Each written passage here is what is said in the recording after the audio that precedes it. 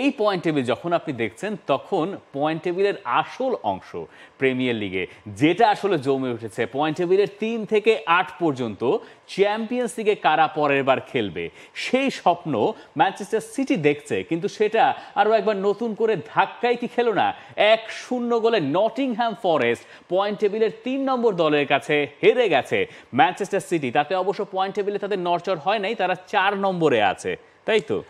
কিন্তু ম্যানচেস্টার সিটির তো আসলে চ্যাম্পিয়ন্স লিগের হ্যাংওভার থাকার কথা না, তারাই উল্টো হেরে গেল, এবং সেটাও আসলে নটিংহ্যাম ফরেস্ট যারা এই মৌসুমে একটা চমৎকার মৌসুম পার করছে এবং পরবর্তী সিজনের চ্যাম্পিয়ন্স লিগে অনেক বছর পর ফেরার একটা মানে সম্ভাবনাটা বাস্তবে রূপান্তরের জায়গা খুব মানে ভালো জায়গায় চলে গেছে আসলে জিনিসটা। ম্যানচেস্টার সিটি যেভাবে হারলো, ফার্স্ট হাফ তারা খুব ভালোই শুরু করেছিল। টানা ৭ম-বারের মতো বেস্ট টিস্যু পেপার ব্র্যান্ড হিসেবে স্বীকৃতি পেয়েছে বসুন্ধরা টিস্যু। মানে এক গাদা বল পজিশন কিছুই নাই, 30% বল পজিশন আছে নটিংহ্যাম ফরেস্টে। আমরা খানিক দেখছিলামই এর্লিং হল্যান্ড খেললেন, শুরু করলেন, পরে গিয়ে ওমার মারমুশ, কেভিন ডি ব্রুইনাদেরকে নামানো হলো, সাভিনিও আর ডোকু ছিলেন একদম স্টার্টে, কেউ ক্রস করেন না, এর্লিং হল্যান্ড বক্সের আশপাশে থাকেন, কিছু সেই রকম পাচ্ছিলেন না। ফার্স্ট হাফের কথা যদি আপনি চিন্তা করেন যে শুরু পজিটিভ কিন্তু কিছু নাই, মানে আলটিমেট গোল যেটা, মানে আলটিমেট গোল তো গোলই, মানে সেইখানে কিছু নাই। তারপরে আপনি একটা জায়গায় দেখলাম যে ভালো একটা শট করেছিলেন গঞ্জালেজ, আর এই ছাড়া আসলে বলবার মতো কিছু নাই, বরং ম্যানচেস্টার সিটির খেলা দেখে যথেষ্ট হতাশ হওয়ার মতো অনেক কিছু আছে মনে হয়। ম্যাচটার প্লেসমেন্টটা আপনি একবার খেয়াল করেন, সন্ধ্যা 6:30 আমাদের বাংলাদেশ সময় অনুযায়ী, আপনি একটু আগে ইফতার করে আসছেন, মানে ওই সময় এনার্জিটা না মিস ম্যাচ হয়, এবং যেভাবে ম্যানচেস্টার সিটি খেলেছে ওইটা আরও বেশি ড্রাউজিনেস এগিয়ে দিয়েছে। এখন ম্যানচেস্টার সিটির সমস্যাটা হচ্ছে যে মূলত আপনি ডোকু আর সাভিনিওকে নিয়ে কথা বলেন, ডোকু সাভিনিও হচ্ছে ইন্ডিভিজুয়ালি খুবই ব্রিলিয়েন্ট, তাদের মতো উইঙ্গার একটা দলে থাকাটা ডেফিনেটলি ওই দলের জন্য খুব পজিটিভ একটা বার্তা দেয়, কিন্তু সমস্যাটা হচ্ছে কালেকটিভ অ্যাপ্রোচের জায়গা থেকে সাভিনিও বা ডোকু এখনও অতটা মানে কন্ট্রিবিউট করতে পারছেন না। এবং এই ধরনের ম্যাচগুলোতে, যে ম্যাচগুলোতে আপনার জেতা জরুরি, নটিংহ্যাম ফরেস্টের সঙ্গে আপনি গোল খেলেন কিভাবে, কাউন্টারে যে ক্যালাম হাডসন ও রয়ে গেছে, এবং ফিনিশিংটা তো চমৎকার ফিনিশিং ছিল সেটা, এবং সেটার কোনো আসলে কোনো কাউন্টার আসলে নাই ম্যানচেস্টার সিটির কাছে। কাউন্টার আপনি এইটার দেন, মানে পেপ গার্দিওলার কথার কাউন্টার দেন।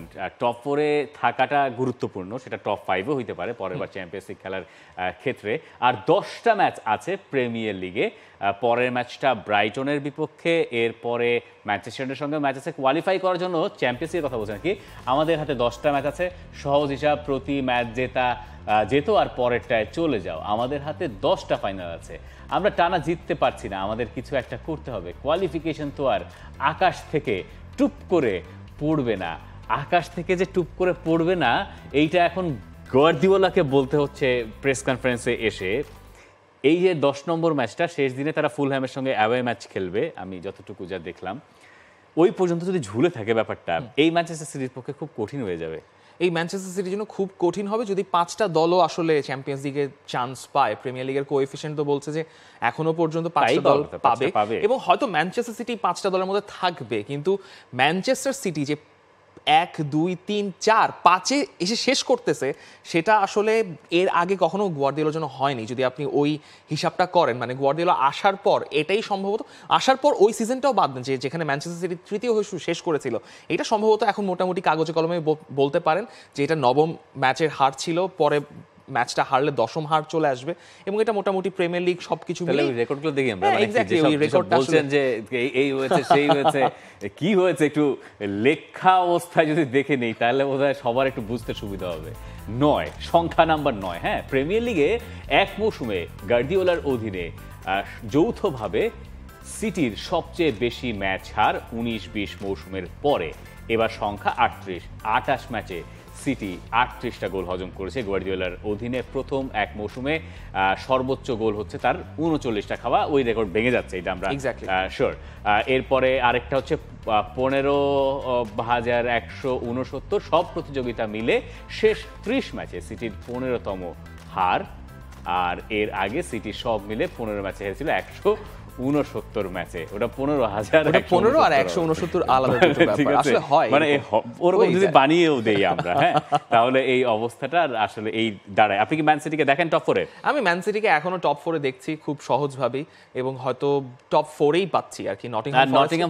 নটিংহাম ফরেস্টও কোয়ালিফাই করবে। আমি যে বাদ দিয়ে দিয়েছিলাম নটিংহাম ফরেস্টের জন্য চ্যাম্পিয়ন্স লিগ, আপনাকে মোক্ষম জবাব দিয়ে দিয়েছে। আমি গত এক সপ্তাহ ধরে আমার প্রেডিকশন গেম, মানে এটা ব্যর্থতার চরম, যেভাবে আপনাকে বালতিতে গুলিয়ে খাওয়াচ্ছে সেরকম একটা অবস্থা।